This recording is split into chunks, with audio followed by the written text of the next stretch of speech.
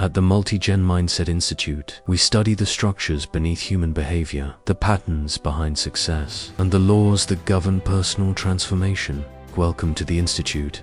Over the past 20 years, I have studied what causes man to rise and what causes man to fall. And I've looked at the variables that create success and the variables that create failure. And I have determined that there is something called a spiral up and a spiral down. There is something called momentum, and there is something called lack of momentum. And there are road bumps and obstacles that we put in our own way as we move through this life. And what I've come to determine is that it's power that gives man the ability to change his circumstance, whether it's earning more money, creating a relationship they love, building a life and lifestyle that they love, and fulfilling the dreams that God has put in their hearts. I have determined that there is a power source that empowers you to cause things to come into being. And I have determined that there are things that cause that life force to be suppressed to where a person could seek after something and not have the power to create what it is that they desire. And when we get in these spaces, that's when things keep eluding us and keep, eluding us and eluding us and eluding us from accomplishing and receiving the things that we desire and that we want the most. And throughout these studies over the past 20 years, I've discovered that there's a difference between being in flow and being in alignment and being in full ethics and being in your full power and attracting naturally, based on natural laws of the universe, the things into your life that you're manifesting and praying and seeking for versus forcing and going after those things with effort. And it's within these differences of operating that you find a person operating as a spiritual being and a person operating with no spiritual authority and no spiritual power and simply trying through all of their human methods to accomplish the goals in which they seek. And this is where you get the difference between struggle, force, and flow. And you want to find that place of flow. And so we have to break down what is the mechanisms of these universal laws that I'm speaking of. What are the mechanisms of power? What are the mechanisms of ethics? And what I've learned through my studies of Scientology and my studies of Dr. Hawkins' work, Power versus Force, and his other book, Letting Go, is that humans are allotted an unlimited amount of spiritual power. And a human being can become so spiritually powerful that they can walk on water, heal the sick, leave their body as a spiritual being, and have out-of-body experiences. They can go into the future and they can go into the past, and they can cause things to come into being that aren't. They can operate like Jesus operated. We look at the stories of Jesus, of the walking of the water, of him, especially my favorite stories are after the crucifixion. After the crucifixion, you see Jesus in his full power, whereas there was some limitations to his behavior prior to the crucifixion. Prior to the crucifixion, Jesus did show evidence of operating in a full spiritual being that was not governed by the spiritual limitations and laws of this universe. He operated outside of the physical laws of gravity, the laws of what is, right? There's the law of what is. In other words, this coffee cup in front of me is white. It's a white coffee cup. But I have been given power to call things not as though they are. So in my full power, I should be able to make this coffee cup blue, right? Or the contents in the coffee cup is coffee, right? But in my full power, I should be able to turn that coffee into wine because that's what Jesus did. And so when we look at the behavior of Jesus and the things that he did since he was 12 years old, you begin to wonder what's going on? Where's the difference? Why is this person in all these narratives be able to do all of these things that I am not? Why am I not walking on water? Why am I not healing the sick? Why am I not reading minds and knowing the future? And why am I not seeing the story unfold before it unfolds, right? Why? What is the limitation? And then, so you see Jesus acting in these ways all the way up until the crucifixion. And then after the crucifixion, you see a completely different picture. You see a person that can change their appearance. And one particular story, he walked on the road with two of his disciples that knew him, and he was able to change his identity so that he was able to walk with them from one town to another, and they had no idea it was Jesus. And then at the last second, he revealed his identity as being Jesus. We see him walking through walls. We see him appearing in random places without traveling there. We see him eating and dining and enjoying the physical things of this earth, like wine and food. We see him sitting as a spiritual being, enjoying food and wine with his disciples. And then we see him get up from the dining room table and walk through a wall and walk right out of the house. And so there's the nature of how he was in his resurrected state. And then there's the nature of how he was as a human. And when he left, he said, now that I have accomplished this thing, now that the veil has been ripped, now that there is no separation between the holiest of holies and you, there's no different. There's nothing blocking you from the holiest of holies. There's nothing blocking you from the deepest spiritual nature of your being. And he said, the things that I've done, you shall also do. And so that leaves us the question, what is this difference? What is keeping all of us being normal, run-of-the-mill humans, right? Why are we all walking around as run-of-the-mill humans, right? How do we get more horsepower? How do we get more power? And what I've determined as a foundational thought is the word ethics. And ethics determines your power level, right? And you tie ethics to karma. So we move through our life, and there's areas where we're not ethical. There's areas where we skip steps.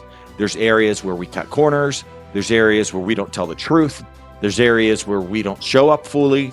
And in those moments, that's where we create negative karma, that the karma comes and keeps us pressed down for the purpose of us seeing where we're falling short. And the suppression will continue to happen until we wake up and we ask the right question and say, where am I out of ethics? Where have I gone wrong? The other day, I had an experience that involved a release of cash flow when something that I was unethical about was fixed. And so I had a business relationship for almost 16 years with a gentleman out in San Antonio that was running the Majestic Lighting location. And back in the day, him and I had a business agreement, and I didn't do my side of the agreement according to what he expected from me and what I said I would do. And this was like 15 years ago. And, him and I got in a fight. We went on. It was really dramatic. We never came to terms of agreement. He didn't feel like he should pay the royalties on the business because I didn't do the things that I said that I would do. I felt like I did. I felt like I at least made an effort, right? He didn't feel like I should receive any royalties, and we fought about it for years. I was sitting one afternoon going over all of my ethics throughout my life and saying, God, where have I fallen short? Where have I hurt people? Where did I not treat people correctly? Who did I blame for something they didn't do? I was shown this situation with this person in San Antonio. Now that it's been 15 years almost, I've been able to look back and truly see what actually unfolded, because when we're in the middle of the altercation with the person, or we're in the middle of the disagreement, we're so dead set on our point of view, right? And a lot of disagreements with people, they have their point of view, and you have your point of view, and those don't agree. Even though you're talking about the same event, two people see the trees as a different color. And this happens all the time. There's one scripture that says, we all see the same forest, but all of us see it as different colors. Two people can see the same situation, and one person feel one way about it, and another person feel another way. And until those two people come into communication and come into an agreement about what actually unfolded, there's never going to be a peace or a harmony about that thing. Those people are always going to dispute what took place. And you see this in romantic relationships, and you see this in business relationships, and you see this in friendships, where There's an altercation between two friends. One friend sees it one way, the other friend sees it another way. There's blame, victimhood, and those people don't come to an agreement, and the relationship will dissolve. And it's only until those people come into an agreement about what unfolded and they both agree to at least respect the other person's point of view or honor it or try to see their point of view, the thing continues to be a disruption. So disagreement is disruption. Agreement is flow. And so if we know that, and we know that foundation, that we have to find all the areas in our lives where we're in disagreement. We have to find all of the areas of our lives where we're in disagreement with the universe. In this particular situation that unfolded the other day that I'm speaking of, I had been waiting on a deal to happen. I had been waiting on a particular cash flow to come in, and it was resisting. It was resisting, and it wasn't coming in, and it wasn't coming in, and it wasn't coming in. And I kept asking the questions of why, why is this cash flow not happening? Why are these deals being pushed off and being pushed off? What is blocking my flow? And that's what you have to ask. What is blocking my flow? There's a bond and a connection that you have with the Holy Spirit, and you can render that connection disassociated with negative ethics or bad karma. And so I was sitting there asking the questions. I was like, where have I gone wrong? And God showed me this situation, this relationship with this person where I still blamed them. I still felt like it was unfair. I still held that person guilty. I still had an opinion of that person in San Antonio as being a bad businessman. And finally, I confronted the truth. And I looked at the situation and I said, you know what? If it was me and I was him, I would have done the same thing. If I did a business deal with a guy and that guy said, I'm going to do all your marketing, and he never did any of the marketing, and I ended up building the business on my own, and he still wanted a percentage of the revenue, I would tell him, no, I'm not giving you a percentage of what I built when you said you were going to help me build it. And whenever I was able to fully see that I was wrong, that back in the day when I accused this person, I was wrong. And when I was able to confront that and actually feel it and actually see it, it moved mountains.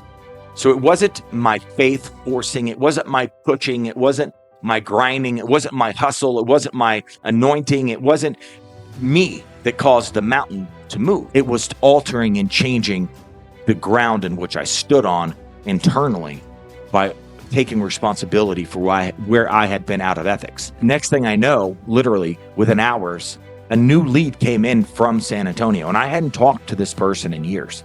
And I had this unction to text him. And so I texted him and it said, hey, we're getting leads from San Antonio, and I don't know what you're up to these days, but I don't have anybody there. We don't want to lose out on these leads. And he made an offer of giving me 10% of the revenue that came in from the leads, and I agreed.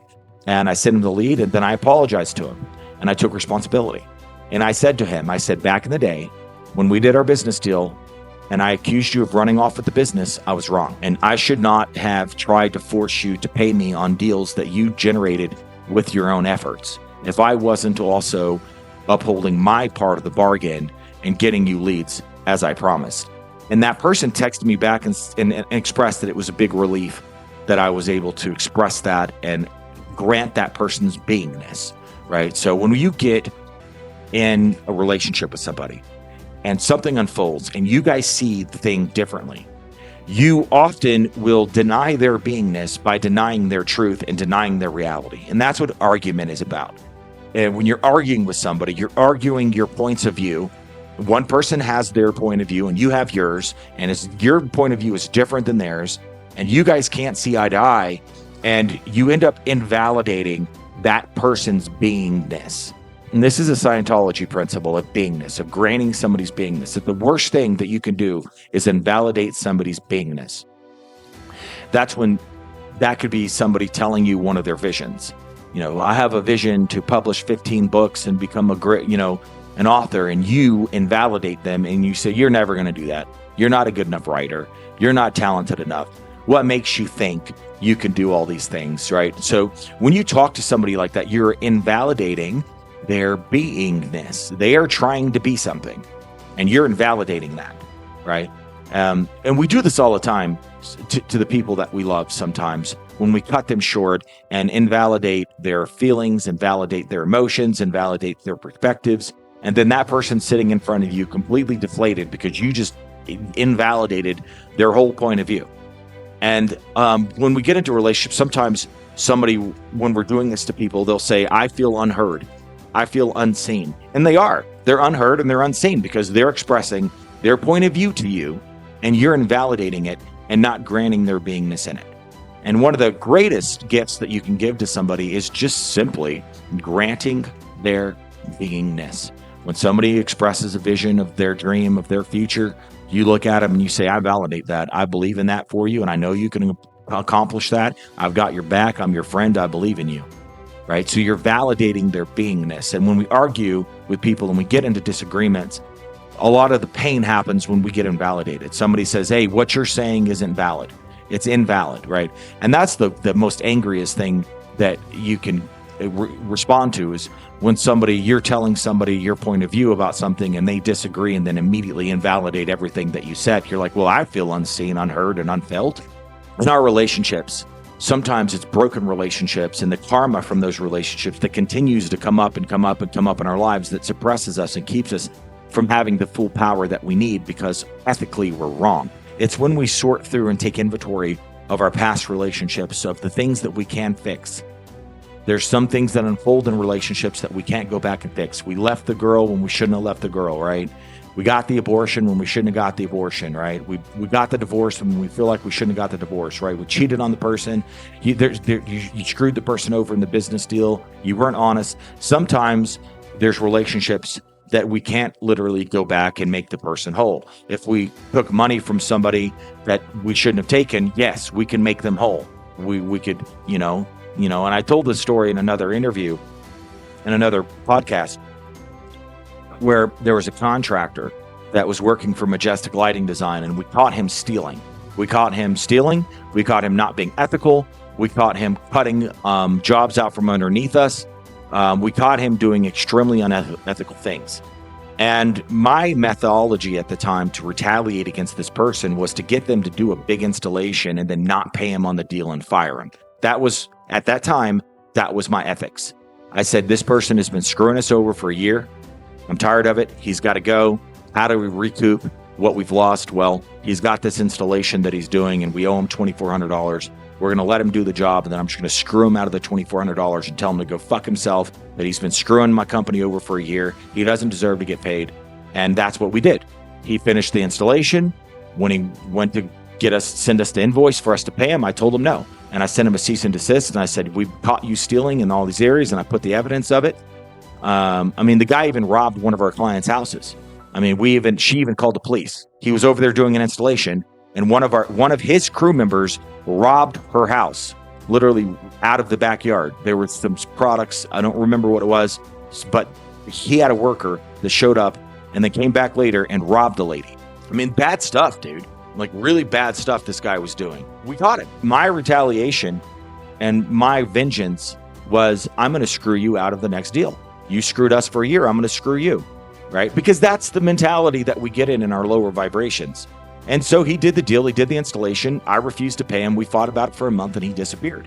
When that happened, I started noticing misalignment we started missing out on jobs. People would go to sign up for a job and then back out at the last second. Somebody would agree to a job and agree to pay their deposit and then ghost us. And that happened like 3 times in a matter of months.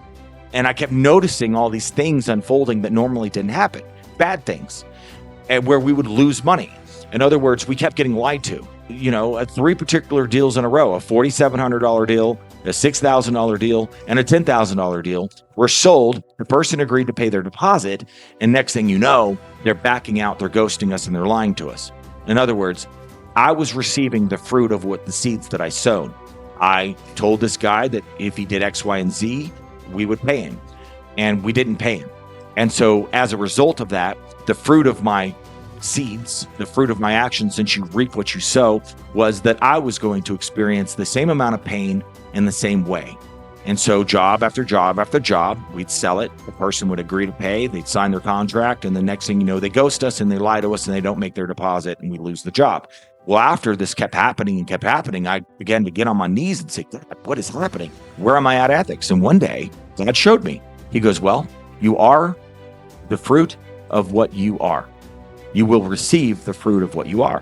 And he said, God said, You're experiencing all of these pains because you have pained one of my children.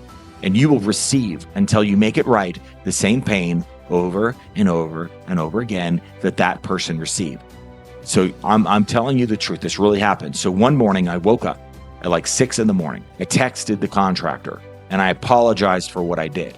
And I didn't blame him. I didn't say, I did this to you, because I didn't even bring up the past. I said, regardless of what happened at our company, my ethics and my integrity was that I told you that I'd pay you on that job. I didn't bash him. I didn't blame him. I said, my integrity is that you need to get paid on that job. And in that moment, I sent him money.